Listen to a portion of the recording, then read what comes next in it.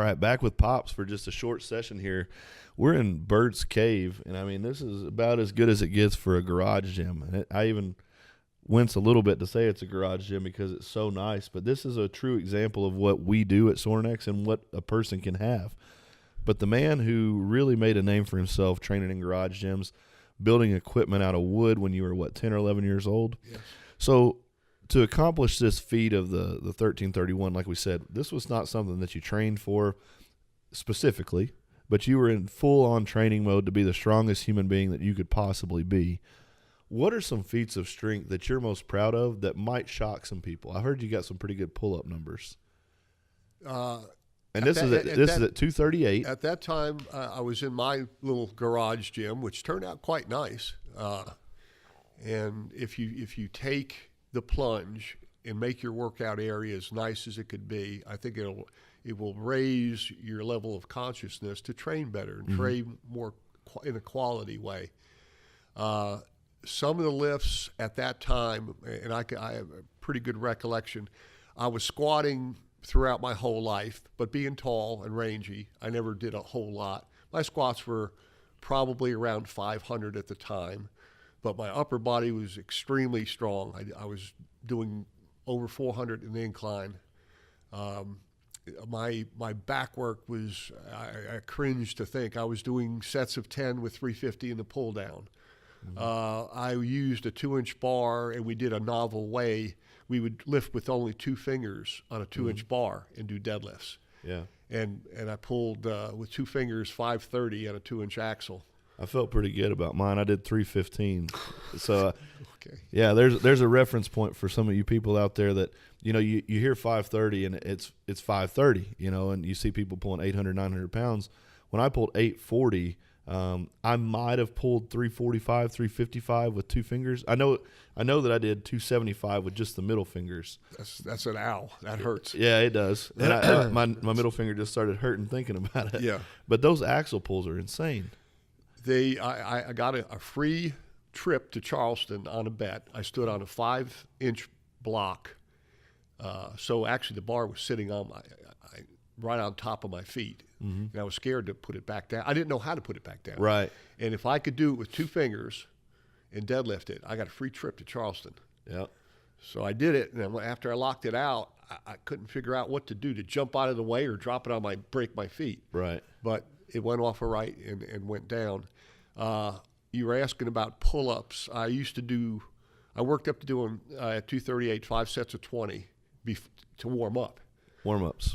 Then I would do some days 5 sets of 10 with 66 around my waist, and I would work up to doing singles with 145 around my waist. Was it something that you ever struggled with, or did you have a natural inclation to be I worked at it. I would decide, even like with dips, I made an extension on my bench press that I could, like bullhorns, that I could hook on my bench press rack, and I couldn't do 1 or 2 dips. And I worked up to where I could do 100. Yeah.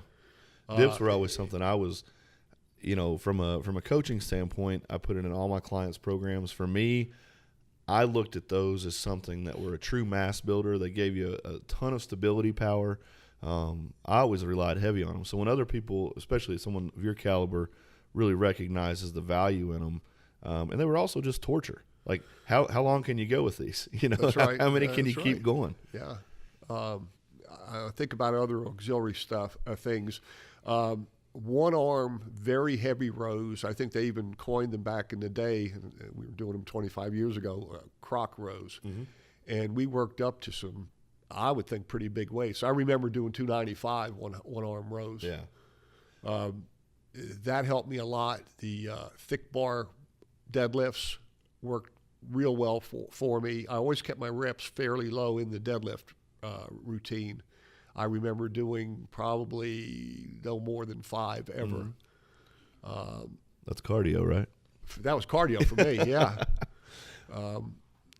I'm trying to think of other things that really made the difference. Did you do a lot of neck work? Because I always did my whole life. So I noticed that when you had your accident, that was one of the things that they said, that your neck strength and the musculature in your neck really probably changed the course of how that outcome came. They said you really shouldn't have survived, except your traps were so thick that it was like a neck collar. Sure. And in my day, I used to pull semi trucks with a neck harness or two trucks chained together. I always believe if you want to be recognized as a lifter, the things that are sticking out of your shirt should look good.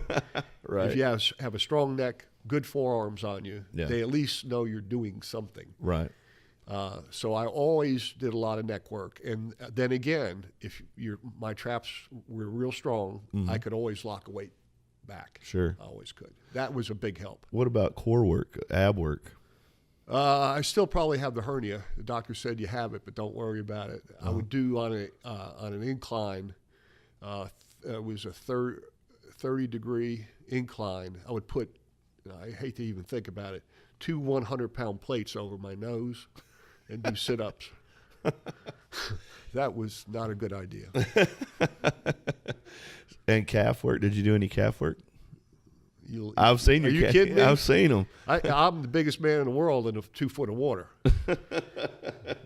So I know on the calf work. I didn't know if you did any specific work for that, but so you're talking about all these different things. Well, let's just go body part by body part. What was a unique movement that you did for your chest?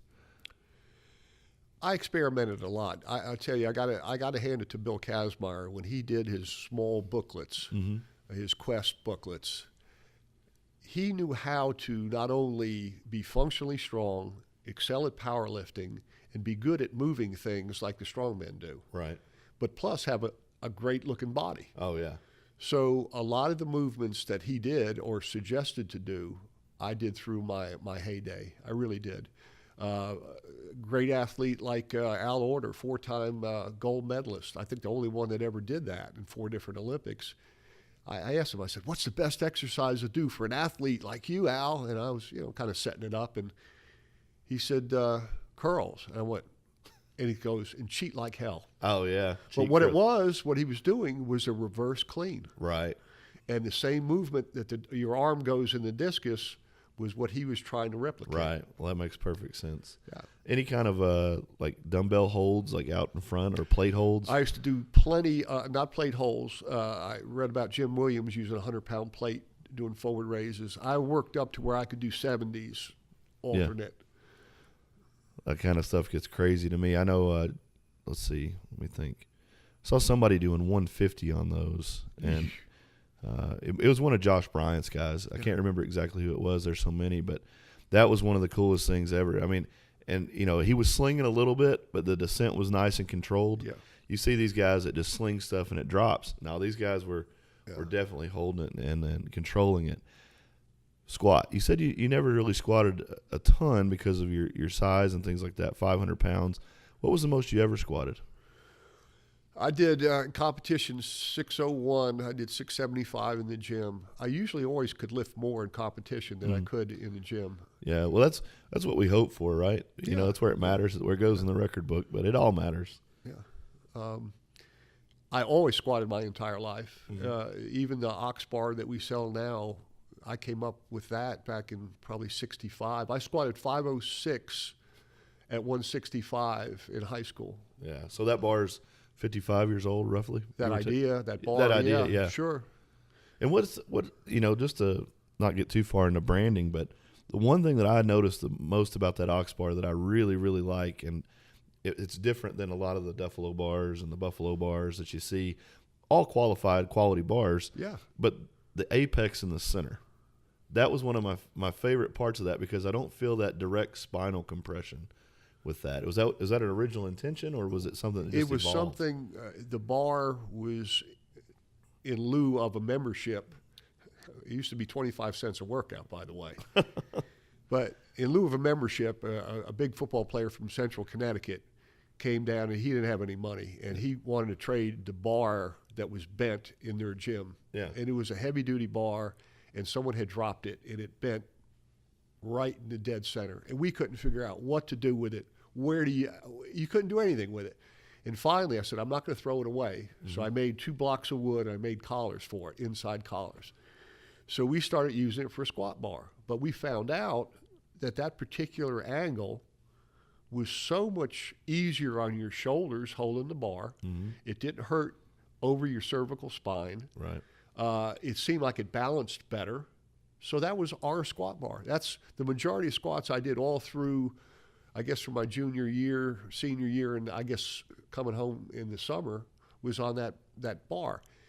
And when we came back and resurrected it a year or two ago, we found out that the angle is so important Mm-hmm. that 5 degrees or 3 degrees, it doesn't feel right. Right. And there's other things about that bar you have to get right to make sure it does what it's supposed to do. So in all of your lifting, I know that you've got the 1331 lockout deadlift. You've done the pull-up stuff. What is the one lift that you kind of hang your hat on as the definition of what you are? I don't know. I would go at – I really think that when my shoulders were really hurting from the bench press, I did 470 in the bench, and they were shot. Mm-hmm. So I came up with a way that would auto lift the bar to you where you wouldn't have to reach out of joint. And I started doing bench presses, but they just really hurt me. So I went completely to inclines, and I really, bid a farewell to the bench press. But what I found, that someone that could incline press a lot is always good in the bench. Sure. But the other way around is not always true. Yeah. So when my incline went way up, I would only do one set of benches at the end of my incline workout, and that's when I achieved my best lifts. Yeah. So I think a 413 incline weighing 238 was a hell of a lot. Oh, for sure. For anybody. Yeah. And it was an exercise I was supposed to be bad at. Right. So I had to work really hard for it. Seems like you've. The cheat curls I did before I ripped my bicep, I did 230. That's right. I did 238 for 10 because I wanted to do body weight. I wound up doing 10 reps with it. Now, it was a cheat curl. Sure. But it was no straps, curls. I would Straight bar or easy straight curl? bar. Okay. Straight bar. It was a York Olympic bar with old plates on it. After I ripped my bicep during rehab, I did 17 sets of 8 with 185 in the curl. Sounds like a good rehab. Not bad. and a single set with 202 for 20. Even better rehab. Yeah. So that was a gut and mind check, I think. Well, I'll tell you what, it's always a pleasure to engage with people and hear their lives and hear their history.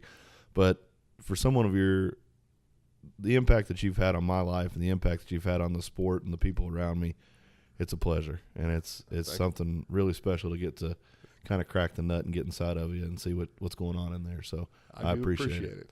Thank you. That's it, guys. It was a short one, but it was a good one. Thank you guys for listening. This is Be Legendary with Brandon Lilly and Sornex.